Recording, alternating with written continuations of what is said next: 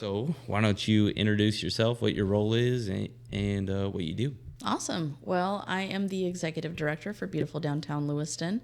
A lot of people don't know what that is. So it's a designated Main Street program. So what that means is all the businesses that are downtown, we strive to support them, keep them here, help them expand, help them find other ways to find funding, whether it be through grants, the city, figure out what their main purpose is and really kind of latch onto that and send them soaring, essentially. Right. So, yeah. We operate on a national Main Street organization, which is comprised of 4 tiers. So you'll see that there are a lot of community members on committees for our organization. So we have design committee, which is the look and feel of downtown. So you see some of the wayfinding, the directional signs, the promotional signs. I mean, everything of how downtown looks. So the benches, the trashes, the plants, the trees, all of that is kind of encompassed in design committee. We usually have a board member as the chair for each of these committees. So it's really kind of nice because they bring that information back to the board, and then we get to hear about all the awesome ideas that business, either business owners, property owners, community members, it kind of all comes together on all of these. So we also have promotions committee, which is all of our events. We went from having roughly 22 events a year, and now we've kind of narrowed it down to 12, so that they each have a purpose. We're actually giving back to other organizations and making sure that our group isn't the only one kind of taking, our community support, but we're also kind of giving it back as well. Right. So that's our promotions committee. We have our economic development committee. So another board member, again, is the chair for that. And that is more of the economic driver behind all these small businesses, improving facades, making sure that the lighting is correct, making sure that we're getting feedback from our promotions and saying, okay, you participated for the first time this year. Would you do it again? Why would you do that? How did it help your business? So that's kind of the basis of economic vitality. And then we have organization, which is our executive team. So that's our president, vice president, secretary, treasurer.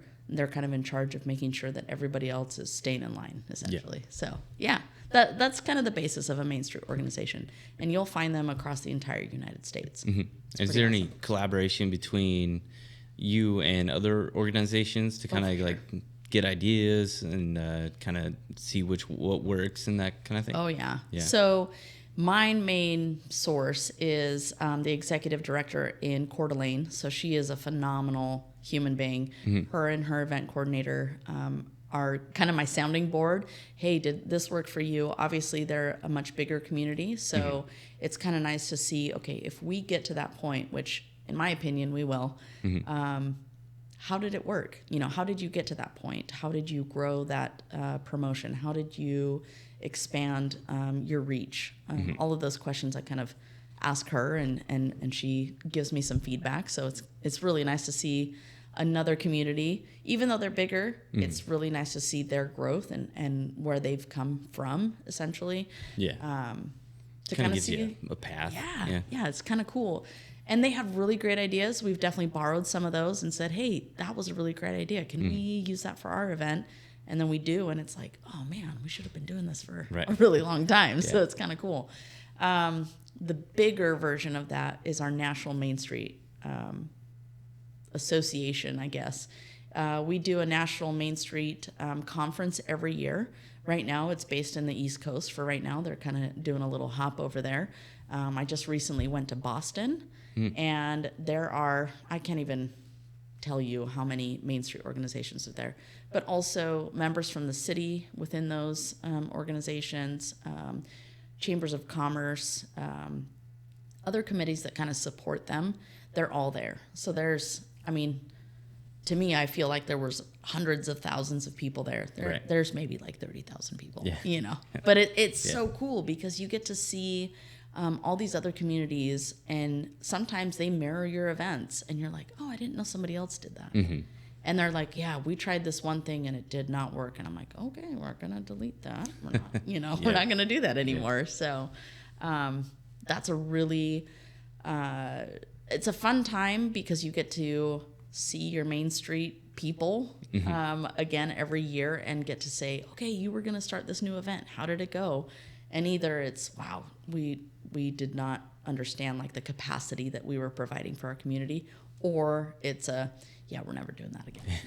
So it's one of the Nothing two. worked. Yeah. But it's really cool to come together and share those ideas with everybody. So yeah, conferences are always kind of a cool way. You never leave a conference and just don't have anything that you left with that was like, this really stuck with me. Yeah. You just talk to too many people and bounce too many ideas around. Oh, for sure. Yeah.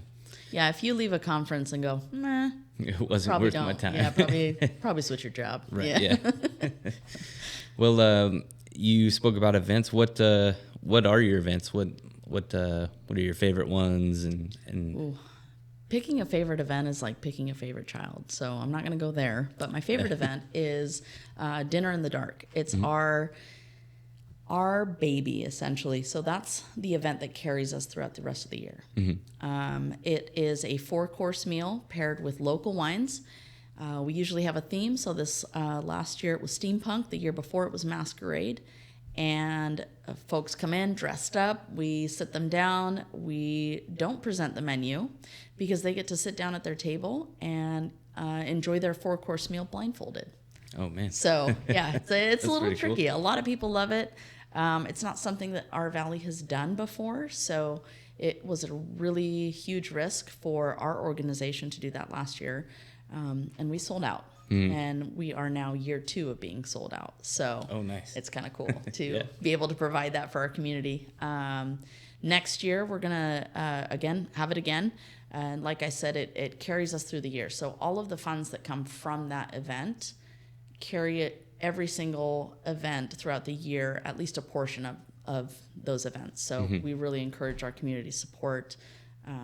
We have a silent auction. We've got heads and tails games. We've got giveaways. We've got live music. It's just a lot of fun. It's fun to celebrate our organization, but it's also really cool to see the community come together and support our Main Street organization. So, all right. Yeah. And kind of the general question: how did you find your way into this position that you're in? That's a great story. I feel like there's like major imposter syndrome for most executive directors in this in Main Street organizations because we go into it thinking, oh, well, I love my community. I want to support small business. I want to do more for my community that I live in. And then we get in this position, we're like, we are not qualified for this. But we just keep doing it. Some of us have done it for, I'll be hitting 2 years here soon. I've known executive directors that are in it 5 years. We just celebrated another executive director that retired after, I want to say 25 years. Oh, man. Yeah. So there's the initial, I want to give back. And then there's a really high chance of burnout because nonprofits are essentially a thankless job. So we give back to our community in hopes that it works so that other people continue that cycle. And every once in a while, it's that was great. Oh, cool. Yeah, no, I just spent 90 hours on one thing, but yeah, totally. Yeah, that was great, But it's really cool to see the impact that we have on our community. So I started as a volunteer for Pumpkin Palooza, which is our annual Halloween event. And it's always the last Saturday in October. And I came in and I was like, there's this many people in this valley? I mean, I was new to this valley. I'm not from here. So I also grew up near Salt Lake City, so I'm like big city. Oh, gotcha. So coming here, I was like, where is the mall? Where are all these things that I'm used to? And then going to Pumpkin Palooza as a volunteer, seeing the community literally be on Main Street. The entire community was on Main Street, in my opinion. Like, all of the people that live here are here right now. Right. I mean, that's about 4,800 people, so it's not quite all of the people, but it just drew me in, and I wanted to know how could I give back even more. So I just followed everyone on the board and said, how can I volunteer? What else can I do? And that led me to be a board member. And then from there, I became the board president. And then after kind of trial and error, trying to find an executive director, I put my name in the hat and kind of did one of these, Yeah. and just, like I said, I just kind of jumped in head first and hope for the best and hope that I could find some solutions for business owners. I could find solutions for our organization, help keep our board together. And it's been awesome. Yeah. It's been awesome. Yeah. So how is it working with the local businesses? And is it primarily locked to the downtown area, or is there, I know you deal with sponsors and everything like Right. that, but your primary like business members are primarily just the downtown area, right? Yeah, so there's a lot of confusion of what downtown means. So our downtown district actually starts at Groundwork and ends at Hell's Canyon Grand. So it's pretty huge. big. Yeah. It's huge. There are 392 businesses within our district. So we are supposed to be supporting the entirety of our district. Obviously, that's a lot for 2 staff members to support. Yes, we have a board and we have volunteers, but there's only so much our organization can do until we can get to that next level. But it's been fun to see how our organization has matured within that district. So we're what's called downtown proper. Is you can ask anybody that's lived here or lives here now, and you just ask them, where's downtown? And they tell you from 3rd to Main. And that's downtown proper. So that's what we kind of, I don't know, narrow down, I guess. Yeah. And then when you're like, oh, hey, it's actually from Groundwork to Hell's Canyon Grand, they're like, there's no way. Like, Yeah. actually, yeah. So if you just, turn around and go back down the road, it really is a streamlined way to have our district. So being able to support, obviously as you get off of Main Street and go up Snake River, the businesses are more stretched out, a little further away from each other. So it's hard to kind of accommodate an event for them. But they're all really great sponsors. So we really enjoy being able to have sponsors that might not be in what most people consider downtown be a part of our events, because it just brings light to what they do. Most of the businesses that are our sponsors also give back to our community in ways that most people aren't aware of. So it's kind of cool to bring light to that. Yeah. Yeah. So the new thing that I saw that you were doing is the downtown property tours. Yeah. And so how does that work? How many properties can you go tour during these? So it's actually, we just combined 2 events. So we used to have an event called Loft Tours and an event called Properties with Possibilities. So Properties with Possibilities was our commercial tour, and then Loft Tours was our residential. So we combined those so that everybody could see a little bit of both.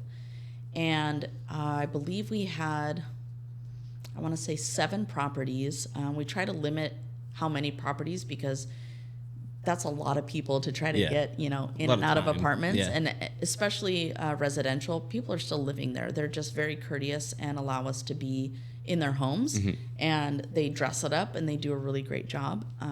So I think this year we had, I want to say 32 people on our tour.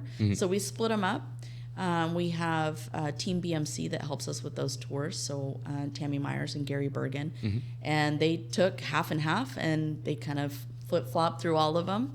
And then we have a social hour at the end of it, usually hosted by a restaurant or someone here on Main Street. This year it was hosted by Tapped because they're just brand new to our valley. We're super excited for them to be downtown. And we went through some residential, some commercial, whether they were buildings that were an upgrade. So this is what they used to look like, and now this is what they look like. Or this one's going to be on the market soon, or residential. These are the upgrades that are happening. So some of the apartments that are pretty close to here. We got to go through and see the before and after, and it's awesome. Yeah. It's so cool to see that.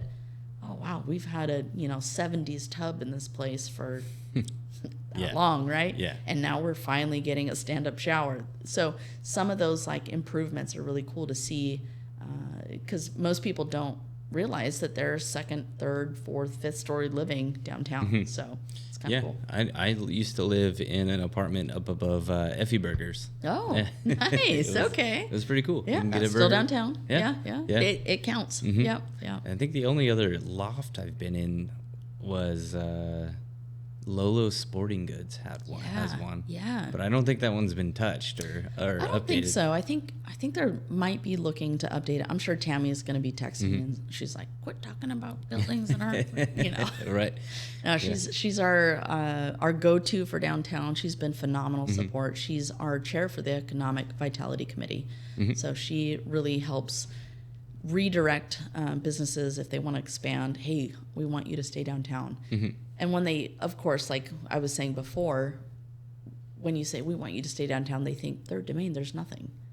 But if you think about groundwork to Hell's Canyon Grand, there's a lot more opportunity there. So yeah. So who else? You mentioned Tammy. Who else is a good contact for you guys that can help out? We have a lot of local realtors. If you're talking about commercial or residential property, we work with several. So our neighbors, Caldwell Banker, they do a great job. They're also, there's a lot of listing agents downtown. Tammy, because she's a board member, that's my go-to because I can just send her a quick text and say, hey, help me out here. We're also, our office, we get a lot of walk-ins of people that are like, hey, I've been operating out of a food truck or out of my home. I want a brick and mortar downtown. What do you have available? So it's like, sure. I don't know. Let's find a building. It does seem like things get occupied pretty quickly if it's downtown. It's kind of, especially the last few years, I've been hearing more business owners say that they actually want to be downtown. Oh, yeah. Like the Performance Health and Wellness folks down here, they said, we wanted to be right here. So, I mean, and a lot of the properties are pretty cool. They have like a character to them that you can't really get in other areas in town. So it's kind of a cool thing. Yeah. Our Historic Preservation Commission is exactly, they're in charge of exactly what you were talking about. So they want to make sure that our downtown is uniform, that we're preserving the history of our town, and also making sure that we're not, no offense to Vegas, but we're not looking to be the next Vegas Strip. We want to keep it quaint and historic and beautiful. So that commission has done a really, really great job at making sure that business owners have all that information to make sure that they're in the right place and they can also support the building that they're in. So, yeah. So improvement district is also kind of a title that you guys have. How do business owners go about like partaking and stuff like that, or what is your guys' role as an improvement district? So the Business Improvement District was passed in 2020, and its entire lifespan will end, I guess, in 2026. So it is an assessment for property owners, so not necessarily business owners unless they're one and the same. Right. And they're assessed based on square footage. So that money gets put into a fund, and we improve downtown.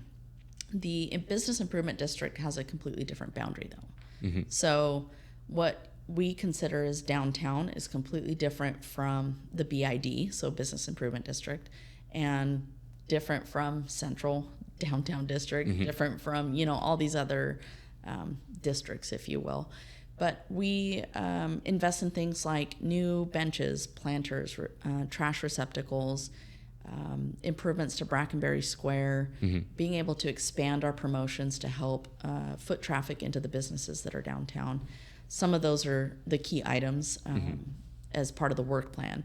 A lot of people ask me, well, how do I know what's being done or what is going to be done, or what, how can I have input?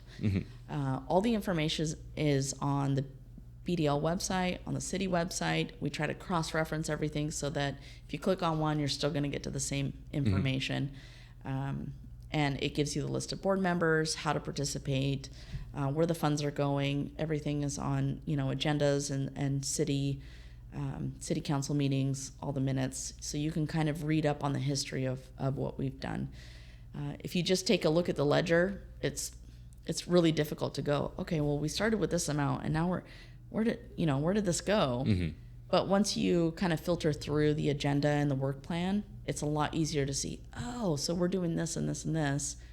Some of those projects include construction, and I'm sure everyone loves construction right now. Oh, yeah. But we also understand it takes time. Mm-hmm. So sometimes a project might be approved in 1 year, but not actually come to fruition until year 3 because of the process. So mm-hmm. we adhere to all Idaho state code, city code, the full gamut of all the rules mm-hmm. Are placed within the BID. So we're just trying to improve the look and feel of downtown, make sure the resources are there for business owners, property owners, mm-hmm. and just improve our overall community. So, yeah. And a lot of people, I imagine, would get kind of the city function confused with what you guys do.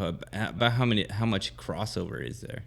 Not a whole lot. So so Beautiful Downtown Lewiston is the administrator for the Business Improvement District. Mm-hmm. So that's its own entity. And then we have our organization. We're just administering everything. So the BID is run by a board. They make all the decisions. Mm-hmm. They have to fall within certain requirements to be on that board. And then they pretty much say, hey, these are the cool things we want to do. Figure out how to do them, mm-hmm. which is great. Right. Also, it's kind of difficult because we still have to run our organization as it is. And then we're also administering the Business Improvement District. So finding a balance, yes, they're going to cross over because the events that we host are also going to support the small businesses downtown, mm-hmm. which are paying, some of those property owners are paying into the Business Improvement District. So it kind of goes hand in hand. Mm-hmm. But my responsibility is essentially administering the work plan that the board has come up with. So mm-hmm. we can make recommendations, but ultimately it's up to that board. Right. Yeah. So when you are a BDL member as your business, what kind of perks or kind of benefits is that to the business? So we have 3 tiers of partnership.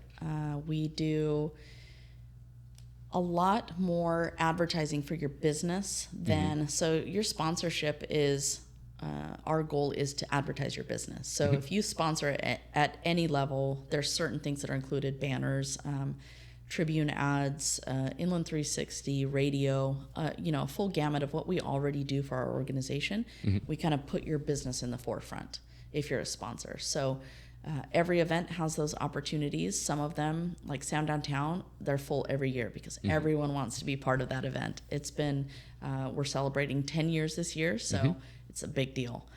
Some of these events are still in year 2, year 3.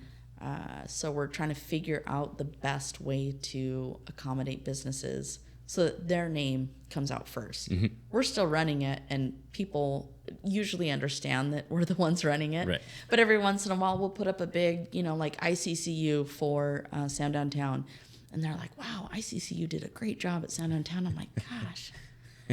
Yeah. They did great. You're right. They're so good. But it's also like, God, we yep. spent so much time on trying to figure mm-hmm. this out. And we partnered with this person and we did this thing. And it's kind of hard to describe the full gamut of one event. Right. So, yeah. But yeah, we definitely encourage business owners to get more information about what we do and how we can support them so that hopefully they become a partner and we can go, yeah, let's throw mm-hmm. your name on something. Let's put it out there in the limelight. So right. Yeah, that's the goal. But how many partners can you accommodate, I guess? So I went through, because we have just a little under 400 businesses in our district, mm-hmm. That doesn't necessarily mean that only those businesses can become a partner. We have partners that are outside of the district. Mm-hmm. We don't really limit our partnership at all. Kind of going through and figuring out, okay, so if all 400 signed up, plus the ones that we have outside of our district, could we accommodate all of them? The answer is no.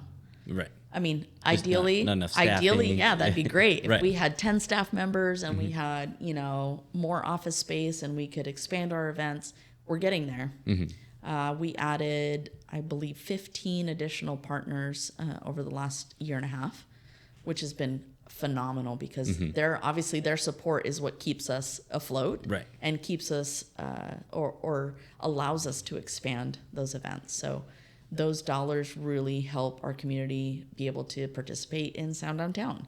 So most recently, we partnered with Seismo to get our bands for Sound Downtown and run the sound, and it has been a huge weight off my shoulders because that's not my wheelhouse. Yeah. I could pick a band. I love that band. Let's go for it. But when you're running on a little PA system, or the sound isn't great, people are like, well, this is fun, but I wish it could be better. Yeah. So part of that partnership, the partnership dollars or the sponsorships go to expansions, like being able to hire a professional sound group that says, okay, we're going to deal with the bands. We'll get all the information. We'll help them set up, and then we're going to have a great concert.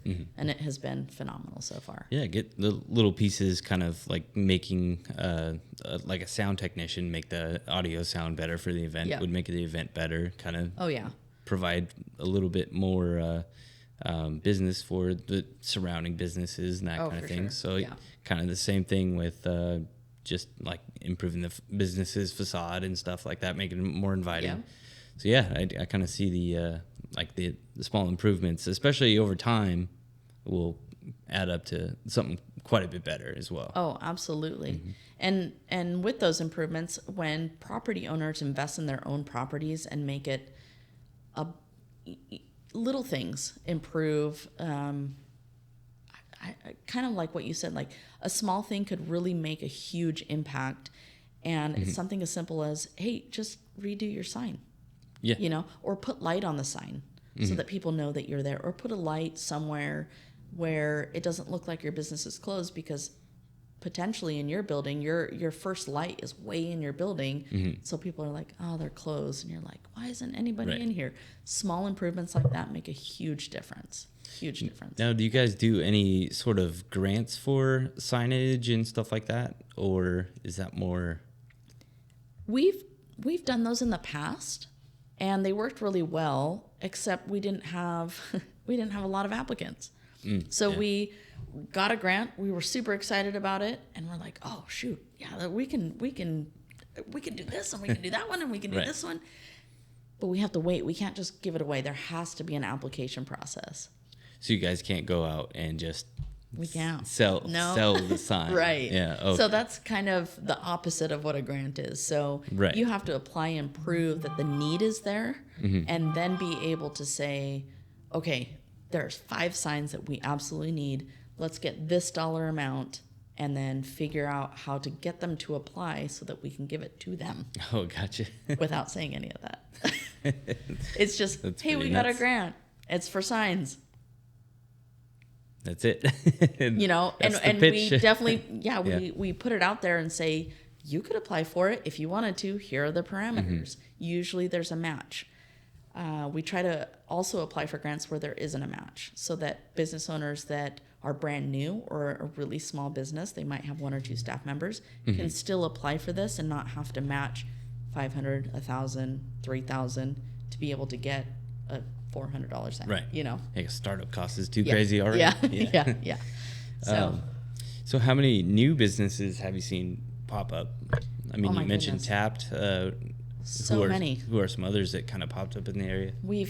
I'm going to go from one end to the other, and if I miss people, there are so many, and it's created a buzz downtown, which is awesome. So we've got like Rooted Salon, Becky's Fabrics, trying to go down the line here. Obviously Tapped. We've got Performance Health and Wellness, Grateful Threads, Iconic, Cosmo Salon, Newberry Square alone. That was a huge investment, and that kind of catapulted everybody else, and they're like, well, okay, if they can do it, we can do it. We can do this. Like we need to find a way to be there. And then just little ones here and there have popped up here in Jacobson Mall. Hell's Canyon, what is it? Hell's Canyon Hair. Yeah, just all these little ones that I'm sure I'm missing at least probably another 10. Yes. Bees Bakery, Catkin. all of these businesses balance the entire downtown, and it's so cool to see. Again, just reminding people that downtown goes all the way to Hell's Canyon Grand. So we've got Koi restaurant that just went in. If you haven't been there, go. Make sure you wear your stretchy pants. You can eat too much. Oh yeah, it's guaranteed. It's guaranteed. Yeah. And then of course, like groundwork. You know, you guys came in and we're like, oh, now we know where to kind of cap the district. Because past there's a whole different district. There's a whole different element. So it was really fortunate for us, at least, for you guys to be there and just go, oh, this is cool. We can from groundwork to the hotel, that's the district. There's not really anything similar to the downtown area business type past that, I guess. Not really. There's some like manufacturing and construction type stuff out there, but right. Yeah. Yeah. And if you get up into the orchards, Thane could be considered a main street. A lot of states will actually do multiple main streets. So our physical street that's called Main Street could be a main street. Thane could be a main street. Brighton could be a main street. I mean, there's really no limit necessarily. You do have to fit within certain specifications, but most states have several, which when you go to a conference and you're like, oh, there's 72 of you. How are you all within one main street? And they're like, oh, no. Yeah. These 4 are with one and these 6 are with another. I'm like, oh, okay. It's not that bad. It's not that bad, I'd like to have 67 people in our organization. Right. That'd be great. That's not how it works. So be pretty efficient. Yeah. That'd be great.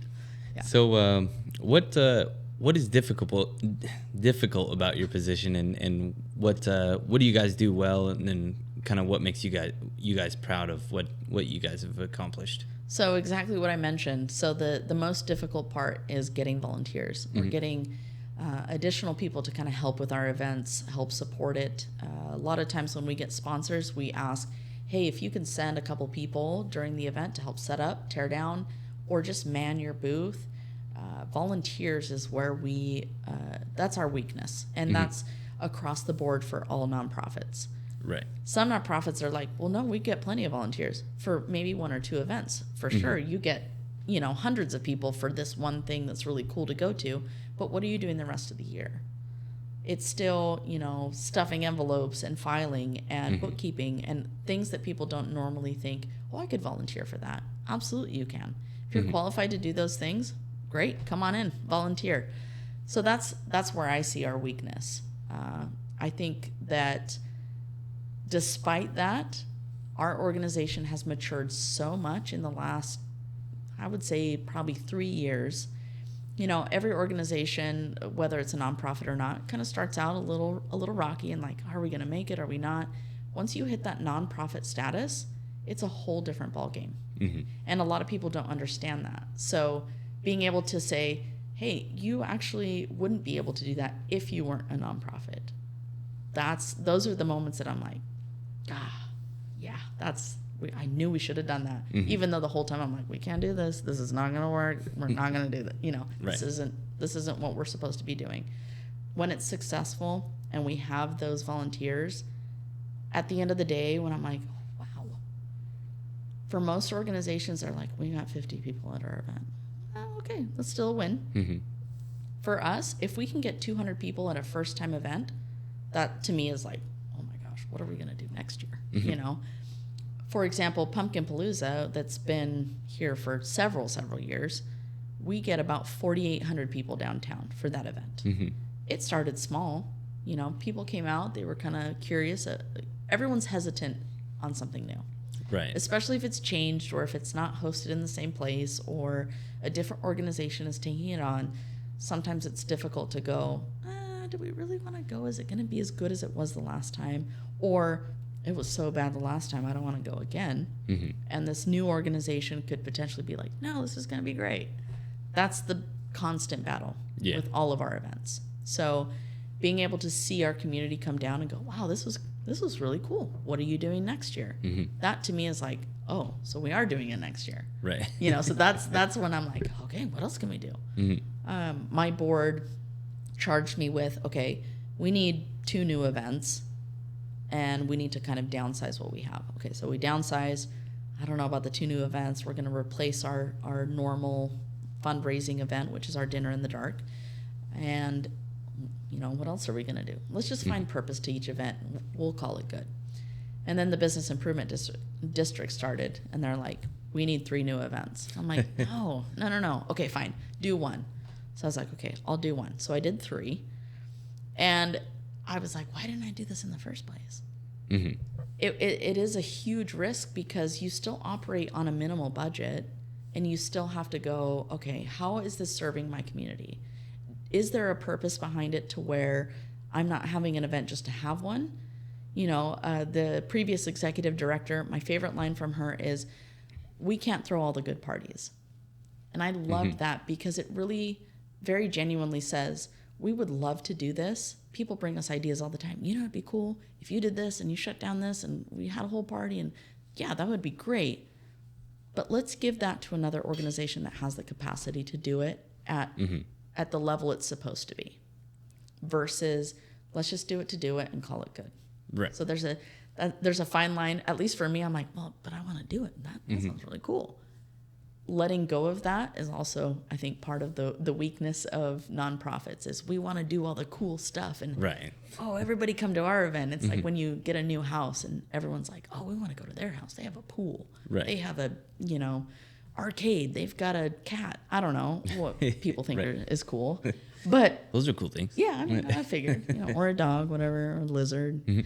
But as a nonprofit, you can't do all of those things. You can't have the pool and the dog and the cat and the, all the things. You have to really focus on, this is the thing we really want to do because it does this. Being able to hone that in is like, oh my gosh. Some days I'm like, this is a great event. The next day I'm like, I hate this event. It just goes back and forth.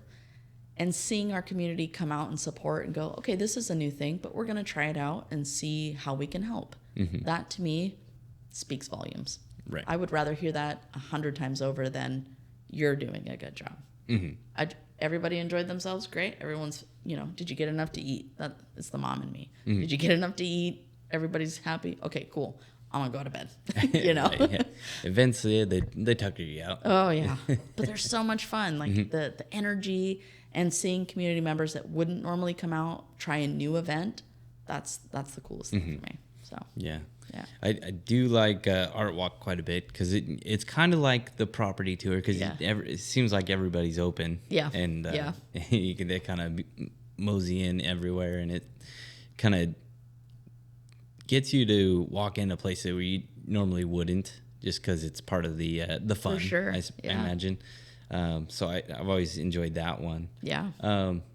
Do you guys support like other people's events? Like I know you mentioned you do like promoting for some of the businesses. So if like I don't know, like Brock's or Tapped had a event that they were throwing, you guys kind of support those things as well? Absolutely. So we try to get a lot of I guess assets. So for example, we have like a red carpet, and we've got A-frames, and we've got a lot of things that businesses are like, well, I don't want to purchase that for just one event.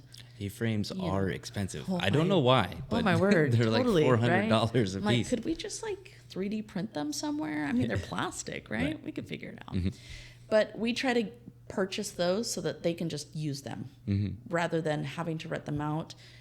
We understand what it looks like to have a really large overhead to run one event and maybe make it out, breaking even. So for us to say, hey, we've got those, go ahead and use them. We're not using them, so go ahead and, take them, make the event even better. And seeing that business go, wow, this totally elevated what we were trying to do. That's how we support. So being able to say, okay, Catkin, you're going to have a little, like a, what is it called? Like a pop-up or a trunk show. Let's get you a red carpet. So as people walk in, they're walking in on a red carpet and they're already like, oh, that's right, I'm buying a sweater here. Right. Just giving that boost of energy. Signage, we partner with local printers, Printcraft, They've been phenomenal. We also utilize Postal Copy Plus. They've been great too. We don't necessarily stay on our side of the river. We want to encourage everybody because they couldn't do it without us and we couldn't do it without them. What they don't have, we do, and vice versa. So we want to make sure to create that valley feel versus downtown. You know? Yeah. I want to get away from that. Well, it's only right here. No, it's everywhere. It's the entire community. Yeah. Because if we didn't have volunteers from St. Joe's and Corner Villa and all these other, businesses that aren't necessarily in the district, we couldn't run our events. Right. They still want to be involved. Yeah, absolutely. So if we're not giving back to them, that kind of defeats our purpose. It goes against our mission. Sure. So being able to say, okay, what event are you having? Let's advertise it. Let's boost a post on our page. Kind of get those interests from other community members. That's my favorite part because I'm like, what else is going on? What can I go to? Right. Yeah. What fun things are happening that I don't have to plan? Yeah. So, it is a different experience planning versus versus showing attending. Up. Look at all this. The snacks were great. Room for activities. Yeah. It's kind of it's a different thing. Yeah. So if a business wants to become a member or a partner, how do they go about that? So all of our information is online. However, I prefer to sit down and have a conversation. I could read through an entire manual and understand what's in it, but I still have questions. I want to know how it applies to me directly. Right. So my goal is to sit down with a business owner and say, this is what I think would work best for you, but also look it over, figure out where you're comfortable. And then if you have questions, you can just ask me. It's more of a conversation than a, suit and tie contract of these are the stipulations and this is what you have to adhere to. Right. Well, yeah, sure. These are the things that are offered and how we would like you to participate back, but also how can we support you? I like going into businesses and people are looking at me. They're like, did I forget a sponsorship? No, I'm just here to have lunch or I'm here to say hi. I just want to make sure you're good. And they're like, oh, well, that's kind of cool. Like, right. Well, yeah, I mean, I'm hungry, so whatever. But it's also just that neighborhood feel. I feel like a broken record when I say this, but the analogy is, if you ran out of tape, you could go next door and be like, hey, can I just borrow a thing of tape? Right. The next time we get tape, we'll get you one or whatever. They're like, it's just tape. Yeah. That's how it should be through the entire district. Just because there are multiple of the same style of business doesn't mean they're a competitor and they're out to get you and they're trying to squash your business. What they don't have, you have, and vice versa. Work together. Yeah, and I think that a lot of competing businesses kind of enjoy having that because I just spoke with Chris and Aubrey from Rocks and Bravas, and they like the fact that there's more stuff going on downtown. Yeah. It just brings more people, more foot traffic, for sure. More people that stumble upon their place that somehow missed it. Right. Yeah. So it definitely, I don't think a lot of people like think of competing businesses as like competitors. It kind of like people show up to their business back and forth anyway. Yeah. Oh yeah. Yeah. And I mean, Bravas is a great example. When they're full, if we only had Bravas as a restaurant downtown, can you imagine the stress that they would feel with a line out the door, people yelling at them saying, hey, I've been in line for an hour. I just want to have a meal. You're the only restaurant downtown. When you think of it in their perspective, it really, it changes yours to go, okay, well, maybe this time we're going to go to Tapped, and then next time we're going to go to Main Street Grill. And for them, they're like, oh, thank you. Right. Because that means that you're still getting your meal downtown. You're still downtown. You're going to see us next time. And we're not worried about the fact that you've been waiting for an hour. Yes, it's great to have that wait and constantly be turning tables. But at the same time, it's like, oh, okay, we're full. That's great. They're full. That's great. They're okay. Everybody's full. This is wonderful.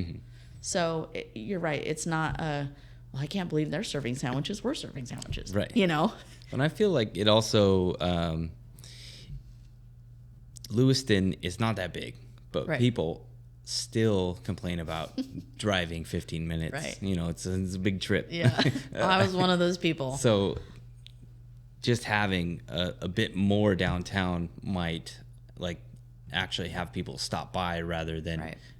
If they're full, then we're wasting our whole trip type of thing. Right. I feel like downtown and the Main Street areas kind of picked up a lot of that with all these places opening, versus like, we'll just try, Applebee's or something up there where it's safe. And it's safe. We'll for sure get in. Yeah. Oh yeah. Yeah. So I feel like just a little more variety will actually bring more people than less. Yeah. And that's the idea. Mm-hmm. That's the idea is go park and walk, because I guarantee people that have driven downtown year after year after year are still missing some of the businesses downtown, mm-hmm. because you don't see them unless you're walking.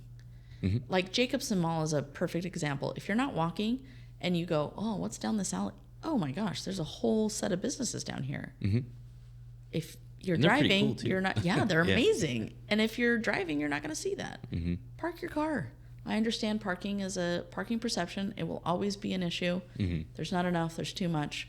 There's not enough. There's too much. It's back and forth. This is not long enough parking, or this is, too short of parking, or this is too whatever.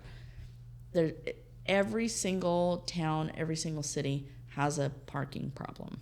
Mm-hmm. Doesn't matter. Park your car and walk. Yeah. A lot of people don't. I know. And believe me, there are days that I'm like, no way, I'm parking right in front of Brava's because I'm walking right in, right. And if there's a spot, great. Mm-hmm. I still try to make sure that I park somewhere else.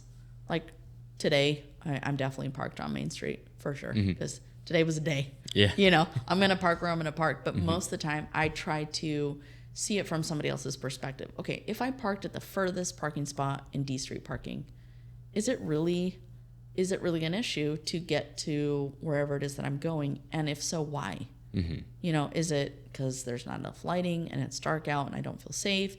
Is it I keep tripping over weeds? That's not the issue, by the way. D Street parking is always very well maintained. But it's just seeing it from a different perspective and going, okay, so if I did park over here, what are kind of the obstacles or the barriers that keep me from going to where I need to go? Right. Yeah. Well, I don't feel like it's as bad, especially now that I work down here.